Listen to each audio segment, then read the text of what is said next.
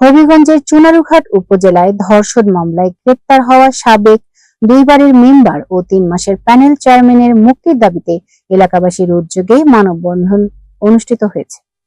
শনিবার বিকেলে উপজেলার পারকুল চা বাগান বাজার এলাকায় আয়োজিত এই মানববন্ধনে অংশগ্রহণকারীরা সাবেক দুইবারের ইউপি সদস্য ও সাবেক ইউপি প্যানেল চেয়ারম্যান মিজান মিয়ার বিরুদ্ধে দায়ের করা মামলাকে মিথ্যা ও ষড়যন্ত্রমূলক বলে দাবি করেন।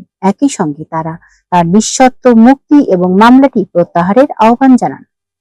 আমরা মিজান মেম্বার দুইবারের সাবেক মেম্বার, এর মাঝে ৩ মাস চেয়ারম্যান করে গেছেন, তাইনের কোনো রিপোর্ট নাই।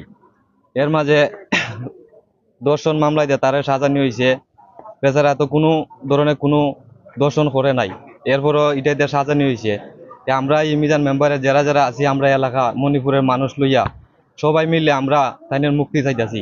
এই ধরনের খারাপ কাজের সাথে ওনাকে জড়িত আমরা কোনো দেখি নেই। আমাদেরকে যেভাবে ছোট ভাই হিসাবে স্নেহ করতেন, বাগানের প্রতীক মানুষকে তিনি ভালোবাসতেন, কিন্তু এই ধরনের খারাপ কাজের যে মিথ্যা মামলার সাথে উনি জড়াইছেন, এটা আমরা বিশ্বাস করিনি আর জীবনও বিশ্বাস করবো না।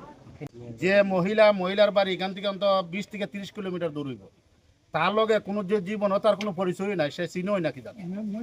কিন্তু এই মিজান মেরে সর্বরূপে মিথ্যা মামলা সাজানো হয়েছে, এটা সম্পূর্ণরূপে চক্রান্ত।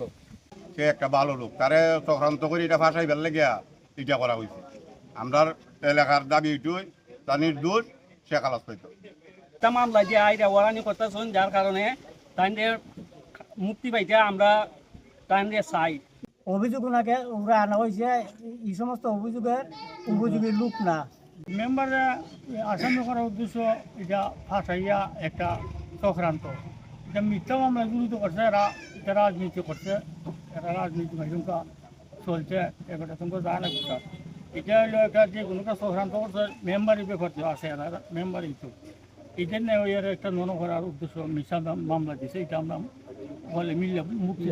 মানববন্ধনে বক্তারা বলেন, মিজান মিয়া একজন শান্তিপ্রিয় ও জনপ্রিয় জনপ্রতিনিধি। তাদের দাবি, আসন্ন ইউনিয়ন পরিষদ নির্বাচনে তাকে অংশগ্রহণ থেকে বিরত রাখার উদ্দেশ্যে পরিকল্পিতভাবে এই মামলা দায়ের করা হয়েছে। বক্তারা আরো বলেন, দীর্ঘদিন ধরে তিনি স্থানীয় জনগণের সেবায় নিয়োজিত রয়েছেন এবং এলাকায় একজন গ্রহণযোগ্য ব্যক্তি হিসেবে পরিচিত।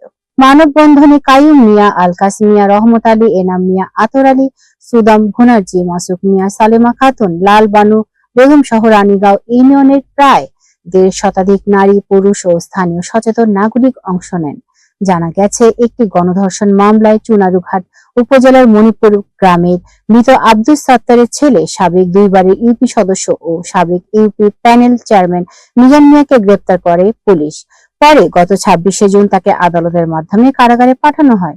মামলার বাদী চুনারুঘাট উপজেলার আমরোড এলাকার আফজল মিয়ার স্ত্রী সাফিয়া খাতুন। মানববন্ধনে অংশগ্রহণকারীরা মামলার সুষ্ঠু ও নিরপেক্ষ তদন্তের মাধ্যমে প্রকৃত ঘটনা উদ্ঘাটনের দাবি জানান। একই সঙ্গে তারা মিজান মিয়ার নিঃশর্ত মুক্তির আহ্বান জানান।